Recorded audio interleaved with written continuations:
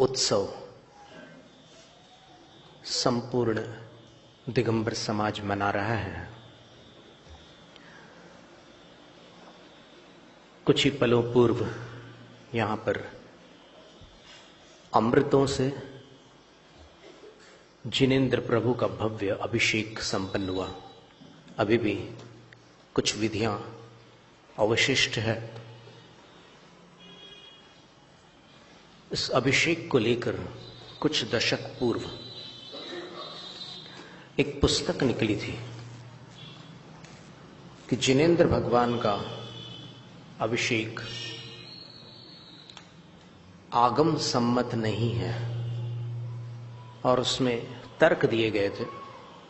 जैसे एक धारा ऐसी चल रही है इस युग में जो निषेध करती है कि ये नहीं होना चाहिए, ये गलत है, ये मिथ्यात्व है, तुम लोग क्या कर रहे हो, शास्त्रों को समझते नहीं हो, स्वाध्याय करते नहीं हो, सब भटके हुए हो।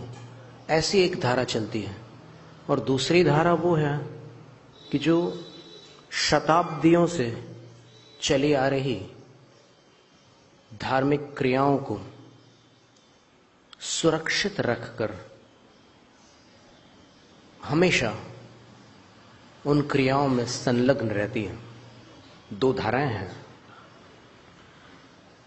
तो उस प्रथम धारा के अंतर्गत किसी ने ऐसी पुस्तक निकाली जिसमें लिखा था कि भगवान की प्रतिमा का अभिषेक स्वच्छता की अपेक्षा से उचित है, लेकिन तात्विक दृष्टि से अनुचित। और उसमें युक्ति उन्होंने ये दी थी, हेतु ये दिया था, तर्क ये दिया था कि जब मुनि महाराज स्नान नहीं करते 28 मूल गुणों में अस्नान नाम का एक मूल गुण होता है दिगंबर साधु का, कि दिगंबर मुनि स्नान नहीं कर सकते। विशिष्ट परिस्थिति में चांडाल स्पर्श, रजस्वला स्पर्श और अस्थि स्पर्श, इन तीन के स्पर्श के पश्चात साधु को दंड स्नान करना होता है। यशस्तिलक चंपू में आचार्य सोमदेव सूरी ने लिखा है कि वो धरती पर अपने पंजों के बल बैठकर घुटनों को सामने की तरफ कर लेते हैं। इसको गोदोहन आसन भी कहते हैं। कि गाय का दूध निकालते समय जैसे बैठते हैं ना, पैरों दोनों सामने वाले पैरों के बीच में बाल्टी रखते हैं या फिर बाल्टी जमीन पर रखते हैं और दूध निकालते हैं। सीटी आ रही है।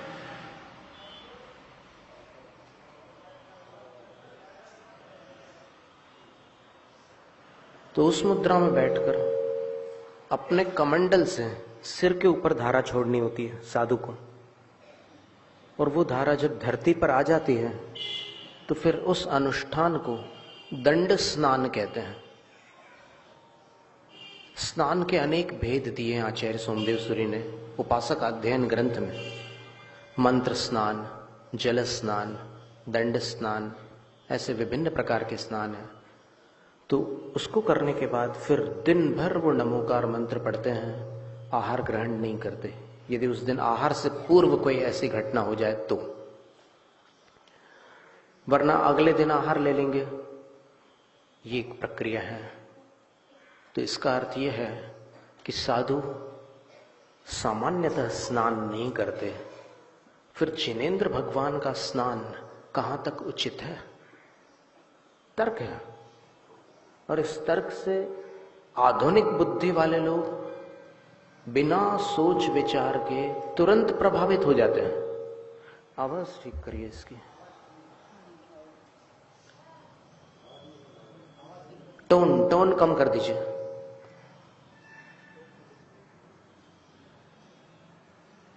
और प्रभावित होकर के अभिषेक की शास्त्रोक्त विधि को अश्रद्धा से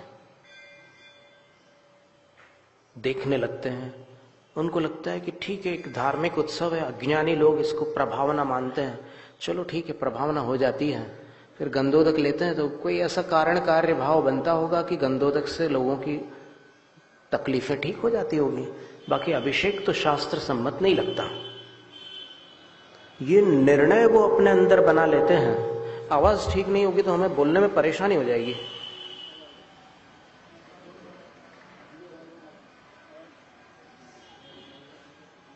और आपको सुनने में आनंद नहीं आएगा।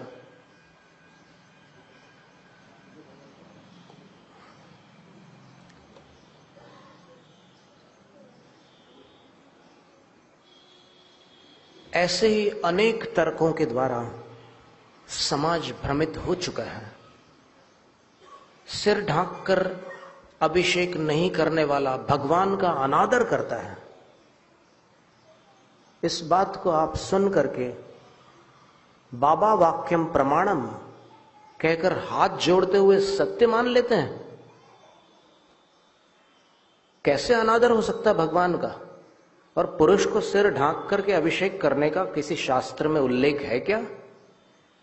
मुकुट पहनकर अभिषेक करने का विधान है, सिर ढांक करके, पल्लू ढांक करके स्त्रियों के समान अभिषेक करने का विधान कहीं मिलता है क्या? तो ये मनमानी चल रही है आज। तो उस समय जब उन्होंने ये पुस्तक निकाली कि अभिषेक आगम सम्मत नहीं है, जैन धर्म के विरुद्ध है, तो फिर बहुत लोगों का मन अभिषेक के प्रति असम्मान से भर गया। जो पहले सम्मान होता था कि जिनेंद्र देव का अभिषेक है, तीर्थंकर का अभिषेक है, वो बात समाप्त हो गई। और आज भी हमसे कितने लोग पूछते हैं कि अभिषेक के समय अंदर क्या भाव करना। ये पूछने की बात है क्या भाव करना? अब आप हमसे ये पूछो कि आपको आहार देते समय मन में क्या भाव करना, या आचार्य श्री को पड़गाते समय मन में क्या भाव करना। इसीलिए हम बार बार कहते हैं कि आप जिनवाणी की शरण में आकर सत्य को पहचान लो, ताकि कभी भविष्य में कोई आपको धोखा न दे सके। तो फिर उसका उत्तर पंडित नाथूराम डोंगरिया, सुदामा नगर, इंदौर वालों ने दिया था, और वो उत्तर हमने पढ़ा। उत्तर ये था कि यदि प्रतिमा की स्वच्छता के लिए अभिषेक किया जाता है तो फिर नंदीश्वर द्वीप में तो धूल ही नहीं उड़ती। क्या? नंदीश्वर द्वीप में धूल ही नहीं है तो वहां की प्रतिमाएं तो हमेशा स्वच्छ है। फिर इतने सारे देवलोग, चतुर निकाय देवलोग जाकर के वहां पर अभिषेक क्यों करते हैं? और आचार्य कुंदकुंद स्वामी ने लिखा है कि वो अभिषेक करते हैं। और कैसा अभिषेक करते हैं? अपनी देवियों के साथ मिलकर करते हैं। आचार्य कुंदकुंद स्वामी के वचन है। अगर कोई कुंदकुंद स्वामी को मानता हो तो आज उसकी परीक्षा का दिन है। कैसे? बोले कि आचार्य कुंदकुंद स्वामी ने कहां लिखा है देवियां अभिषेक करती है? एक शब्द में उन्होंने लिख दिया। अगर आपकी बुद्धि सही सलामत है तो उस शब्द का अर्थ समझ लो। जिन प्रतिमा की स्तुति करते हुए आचार्य कुंदकुंद स्वामी ने एक भक्ति लिखी है जिसका नाम है चैत्य भक्ति। इच्छामि भन्ते चैय भक्ति काउ सग्गो कौ तस्सालोच्यौ। भन्ते, हे भगवान, चैय भक्ति काउ सग्गो कौ, मैंने चैत्य भक्ति करने से पूर्व एक कायोत्सर्ग किया है। तस् आलोच्यौ इच्छामि, कायोत्सर्ग में 32 दोष होते हैं, तो उनकी मैं आलोचना करने का इच्छुक हूं, इच्छामि। और उसके बाद फिर भक्ति लिखी है। क्या?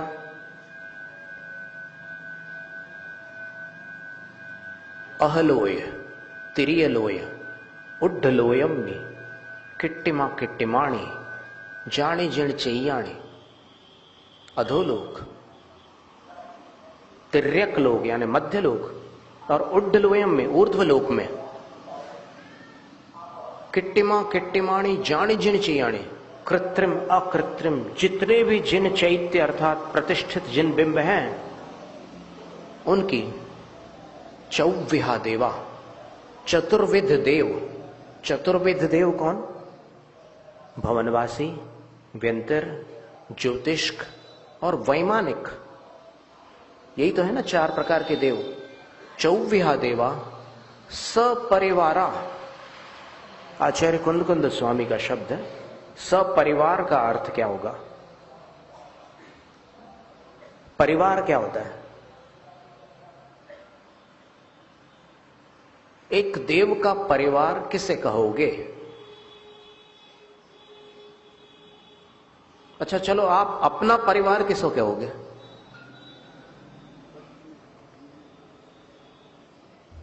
सीधी उंगली से घी नहीं निकलता। बोलो, अपने कुटुंब के सदस्यों को ही तो कहोगे ना परिवार।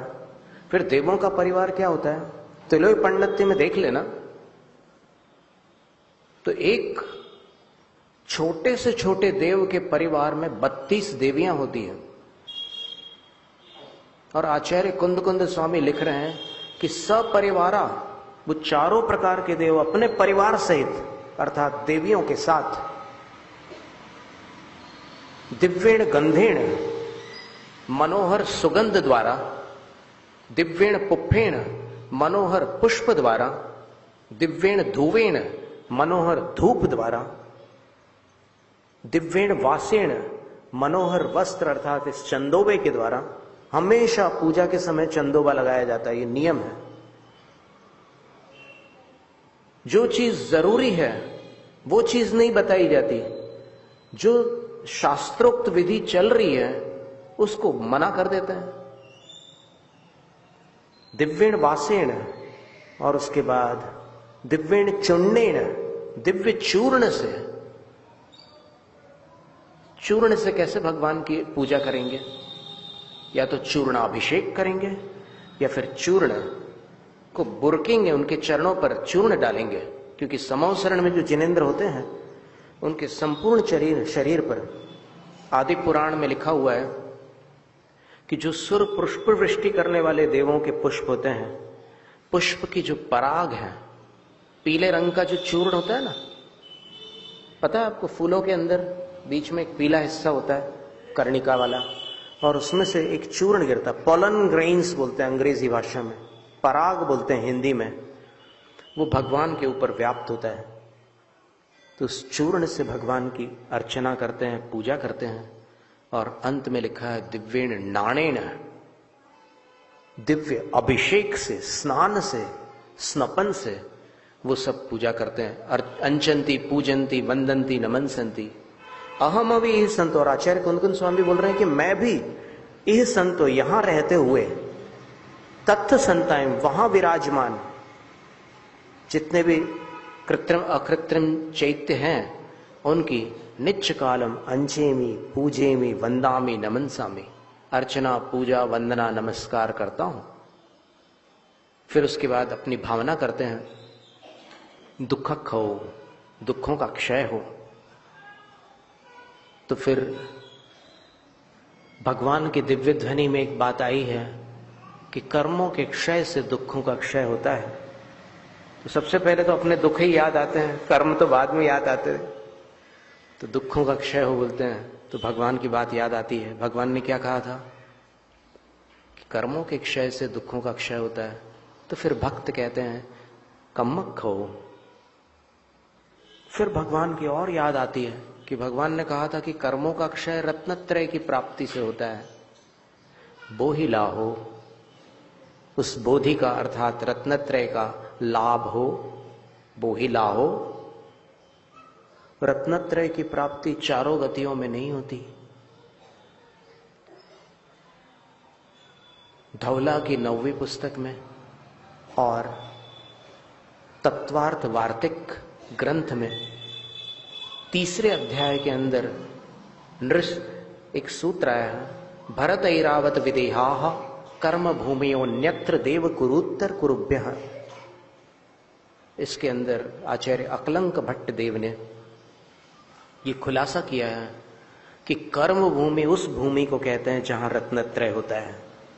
कर्म भूमि के बाहर जन्म लेने वाले कभी भी रत्नत्रय के धारी नहीं हो सकते, और कर्म भूमि में भी रत्नत्रय के धारी सभी नहीं हो सकते। कौन होंगे?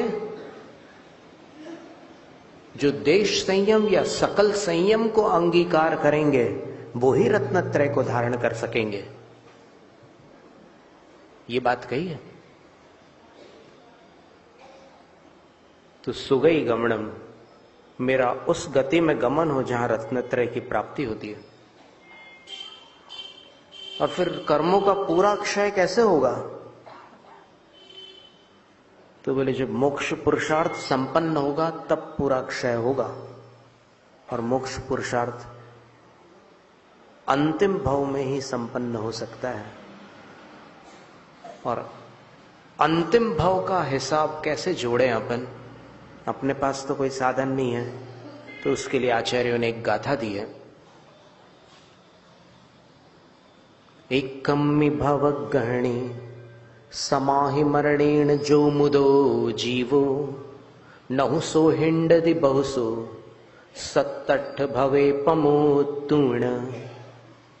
एक भाव में जो जीव समाधि मरण पूर्वक मृत्यु को प्राप्त करता है वह संसार में बहुत भ्रमण नहीं करता। कितना करता है? 7 या 8 जन्म तक वो संसार में रहता है और फिर पार लग जाता है। तो आचार्य कुंद कुंद स्वामी कहते हैं समाहि मरणम। और मोक्ष जाने से पहले क्या प्राप्त होता है? सिद्ध पद से पूर्व कौन सा पद होता है? बहुत सरल उत्तर है इसका, अरहंत पद। इसमें कोई संदेह है क्या? कोई कठिन बात है क्या? नहीं, अरहंत पद पहले होता है, फिर बाद में सिद्ध पद होता है। तो आचार्य कहते हैं जिन गुण संपत्ति हो मध्यम, मध्यम यानी मुझे, और हो यानी हो। कितनी सुंदर भक्ति की आचार्य कुंद कुंद स्वामी ने। और उन्होंने इस प्रकार से अभिषेक का वर्णन किया।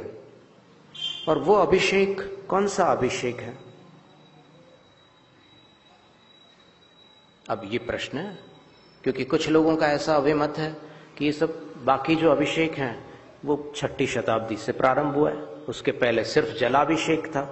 तो हमारा सवाल है कि आचार्य कुंद कुंद स्वामी ने क्या लिखा है, उस पर एक बार विचार करके देखो।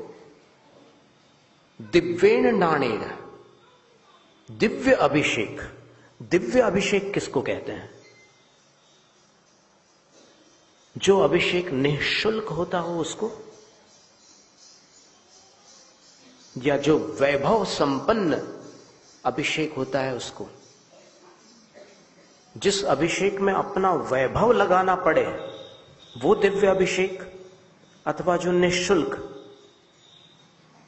जिसके लिए कोई खर्चा नहीं करना पड़ता। पानी के लिए पैसा देना पड़ता है क्या? हम व्यंग्य नहीं कर रहे हैं, हम दिव्य शब्द का अर्थ बतलाने का प्रयत्न कर रहे हैं कि आचार्य कुंद कुंद स्वामी ने दिव्य अभिषेक का वर्णन किया है। और यदि अपन अस्वीकार करते हैं आगामी आचार्यों द्वारा वर्णित पंचामृत आदि विधियों को, बोलते हैं कि वो तो उन आचार्यों ने समय की स्थिति को देखकर काल के प्रभाव से ये सारी चीजों का वर्णन कर दिया अपने शास्त्रों में। मूलतः ऐसा कुछ था नहीं, पहले तो सिर्फ जलाभिषेक था। तो सवाल ये है कि कौन सा काल, कौन सी परिस्थिति जिससे एक दिगंबर जैन आचार्य मजबूर हो जाए और शास्त्र विरुद्ध क्रिया का अपने शास्त्रों में वर्णन कर ले, समावेश कर ले? ऐसी कौन सी परिस्थिति? तो फिर बोलते हैं कि नहीं, लकड़ियों की प्रतिमाएं बनी थी और वो प्रतिमाएं क्रैक होने लगी थी तो तब से पंचामृत चला है। भले मानुष,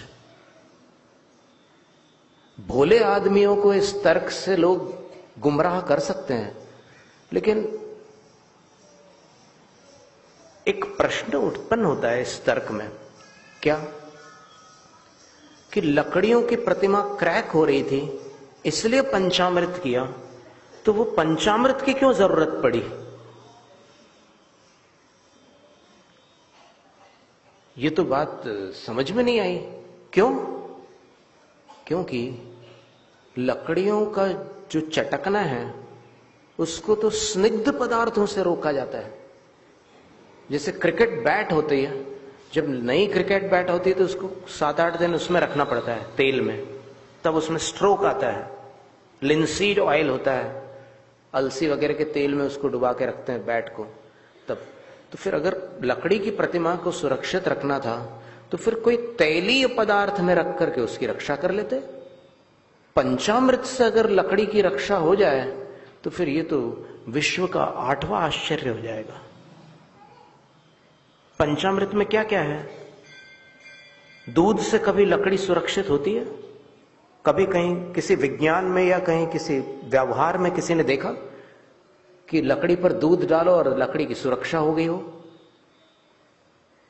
तो पंचामृत में ऐसे द्रव्य क्यों रखे उन आचार्यों ने जिससे लकड़ी को नुकसान पहुंचता है? अकेले घी रखते ना, तो ये बात तात्विक नहीं है। और दूसरी बात, अपन देखो, तर्क से, इतिहास से, शास्त्र से और विज्ञान से, 4 प्रकार से जब अपन परीक्षा करके देखते हैं तो फिर हर प्रकार से वो बात असत्य प्रमाणित होती है कि लकड़ियों की प्रतिमा की रक्षा के लिए पंचामृत शुरू हुआ।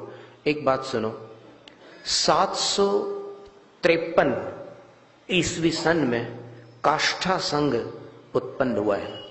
कुमार सेन आचार्य ने काष्ठा संघ की जो स्थापना की है उसके विषय में विद्वानों का ऐसा अभिमत है कि वो काल 753 का काल था। तो अगर काष्ठा संघ से, काष्ठ प्रतिमाओं से पंचामृत की शुरुआत हुई है तो फिर ये बात सिद्ध है कि पंचामृत के जितने भी अपने को प्रमाण मिलेंगे, जितने भी उल्लेख मिलेंगे, वो 753 से पहले के हो सकते हैं क्या? सोचो, क्या अकबर के जमाने की किसी पुस्तक में सचिन तेंदुलकर का नाम हो सकता है?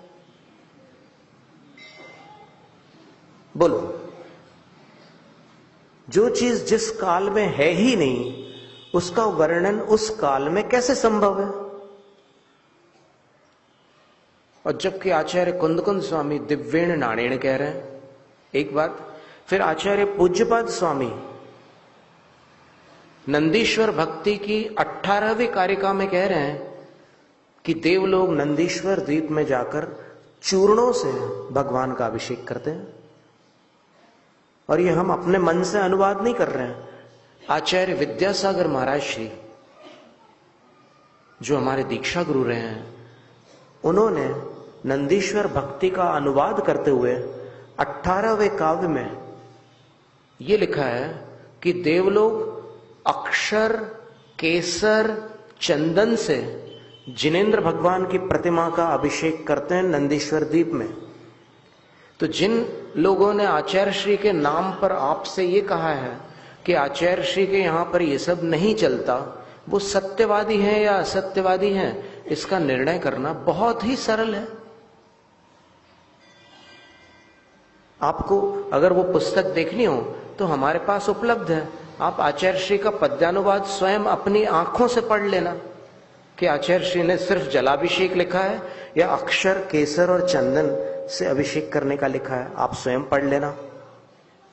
तो आचार्य पूज्यपाद स्वामी 5वीं शताब्दी के थे, जो कह रहे हैं कि 6ठी शताब्दी के पहले शुद्ध जलाभिषेक था। उनके लिए चुनौती है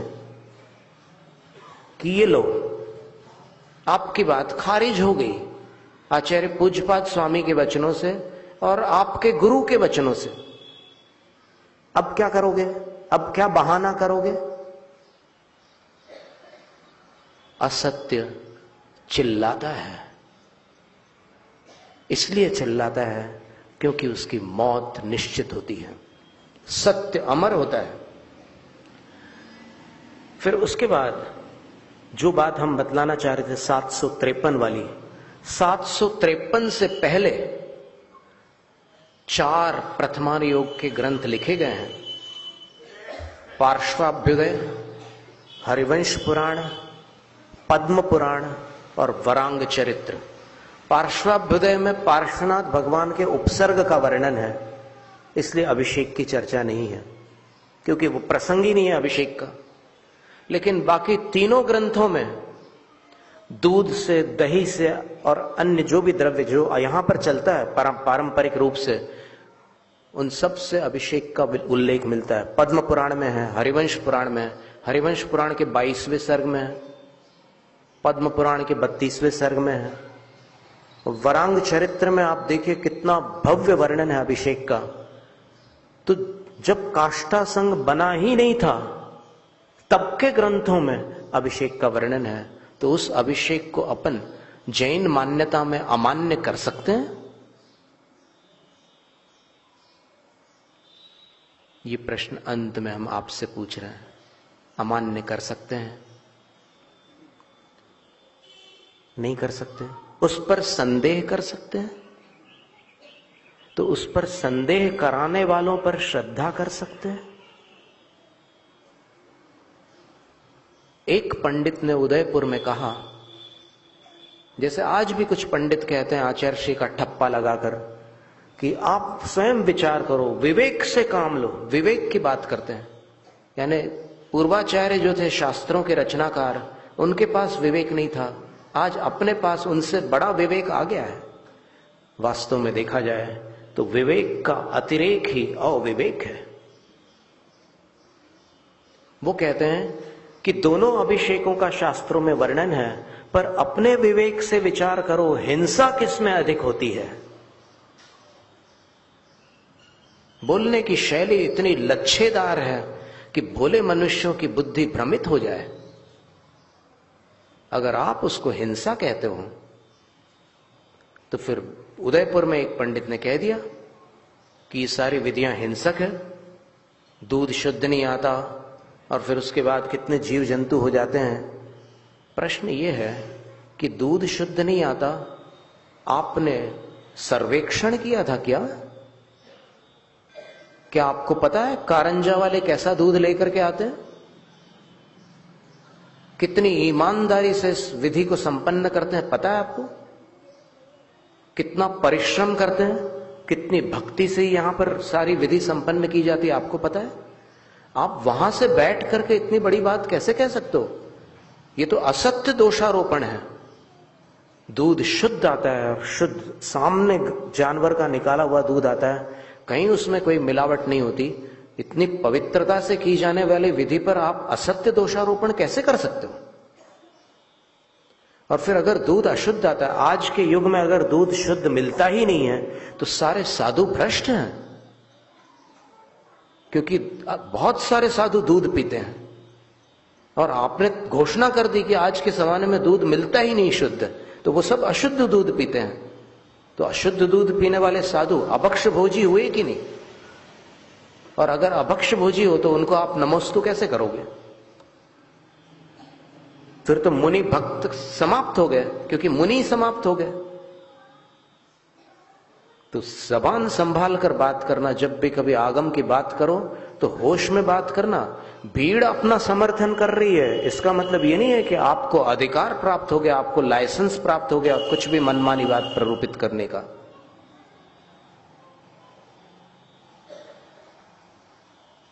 सर्वौषध का जो अभिषेक होता है, शास्त्रोक्त विधि से यदि वो सर्वौषध का द्रव्य तैयार किया जाए तो उसके बाद उसकी गंध से वहां कोई जीव आ नहीं सकता। कितने द्रव्यों का वर्णन, पलाश के पत्तों के काढ़े तक का वर्णन है सर्वौषध में, कंकोल का वर्णन है, और ऐसे ऐसे सुगंधित द्रव्यों का वर्णन है कि उनकी गंध से चींटियां, मक्खियां और अन्य जो जीव जंतु है वो कुछ फुट दूर रहेंगे, उसके पास नहीं आएंगे। सबको कुछ ना कुछ सीखने की आवश्यकता है। अपने आप को परिपूर्ण समझना बहुत बड़ा धोखा है, इसलिए कभी भी ऐसी विधियों का विरोध नहीं किया जा सकता। तो उन पंडित जी ने कहा कि ये हिंसक विधि है। तो फिर एक ब्रह्मचारी डॉक्टर धर्मेंद्र जी, बहुत अच्छे विद्वान हैं संस्कृत और प्राकृत के, प्राकृत भाषा के लिए वो समर्पित होकर के बहुत बड़ा काम कर रहे हैं भारत में। उन्होंने पंडित जी से पूछा कि पंडित जी, एक विनम्र प्रश्न है, जब आपने ये घोषणा कर दी है, हम ज्यों के त्यों उनके शब्द नहीं बोल रहे हैं, लेकिन उनके अभिप्राय को अपने शब्दों में व्यक्त करने का प्रयास कर रहे हैं। उनके शब्द अपन उन्हीं से पूछ सकते हैं कि उनने क्या कहा था। उन्होंने पंडित जी से पूछा कि पंडित जी, जब आपने ये घोषणा कर दी कि पंचामृत आदि की विधि हिंसक है, तो फिर इसके साथ आप और 2 बातें कर दीजिए। आप साथ में ये कह दीजिए कि जिन शास्त्रों में इस विधि का वर्णन है वो कुशास्त्र है, क्योंकि जो शास्त्र हिंसा के पोषक होते हैं वो सच्चे शास्त्र कैसे हो सकते हैं। तो आप ये बोल दीजिए कि वो शास्त्र हिंसा के पोषक हैं, और जिन आचार्यों ने उन शास्त्रों की रचना की है वो आचार्य हिंसा के समर्थक आचार्य हैं, वो अहिंसा महाव्रती बिल्कुल नहीं है। पद्म पुराण है, वरांग चरित्र है, ढेरों ग्रंथ है, बहुत लंबी सूची है उनकी। काष्ठा संघ की बात भूल जाओ, और काष्ठा और काष्ठ का संबंध मत जोड़ो। काष्ठा का अर्थ दिशा होता है और काष्ठ का अर्थ लकड़ी होता है। तो जिस संघ में, काष्ठा संघ के विषय में दर्शन सार में, नीति सार में वर्णन मिलता है कि काष्ठा संघ की क्या मान्यता थी। वो मयूर पिच्छी नहीं रखते थे, काष्ठा संघ वाले मयूर पिच्छी नहीं रखते थे, वो चमरी गाय के बालों की पिच्छी रखते थे। चमरी मृग होते ना, जिससे चंवर बनते हैं, जिसके बालों से सफेद रंग के बाल होते हैं, बहुत बारीक और बहुत ही मुलायम बाल होते हैं, वो पिच्छी रखते थे वो। और काष्ठा संघ के किसी भी विद्वान या आचार्य द्वारा रचित ग्रंथ में पंचामृत का वर्णन नहीं मिलता। एक और बात सुन लो, इस पर भी पंडित श्रेयांश कुमार दिवाकर ने शोध करके ये बात प्रमाणित की थी कि काष्ठा संघ का कोई अभिषेक पाठ आज उपलब्ध नहीं होता। तो जहां से पंचामृत की विधि बनी है, उत्पन्न हुई है, प्रकट हुई है, वहां पर पंचामृत का पाठ नहीं है। कितनी अजीब बात है।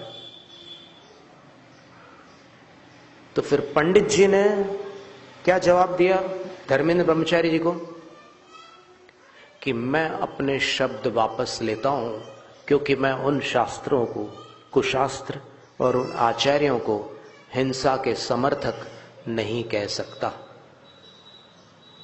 शब्द वापस लेने पड़े उनको।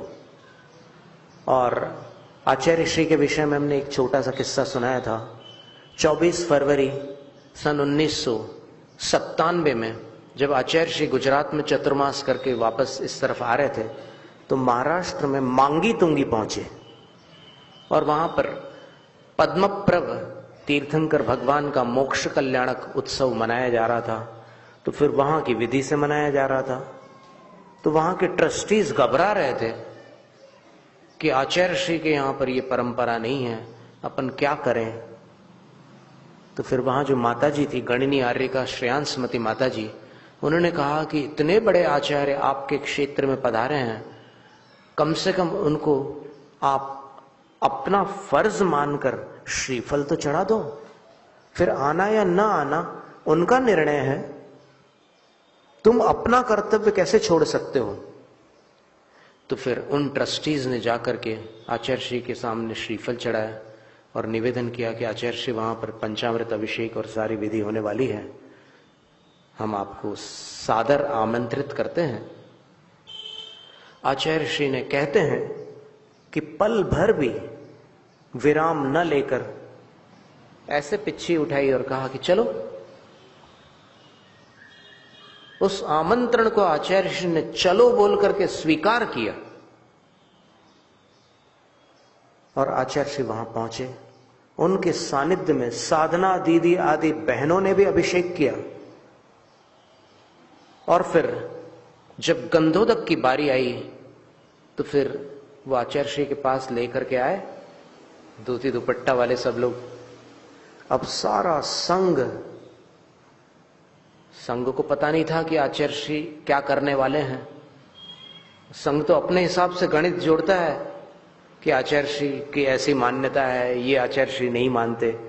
तो संघ एकदम अचंभित था कि अब क्या होगा। तो फिर जो ऐसे लाइन में बैठे थे साधु, जिनको ऐसे सामने से आचार्य श्री नहीं दिख सकते थे, वो ऐसे झुक करके ऐसे देखने लगे। झुक करके देखने लगे उस तरफ कि अब क्या करते हैं आचार्य श्री। आचार्य श्री ने उस गंधोदक को लिया और लगा लिया।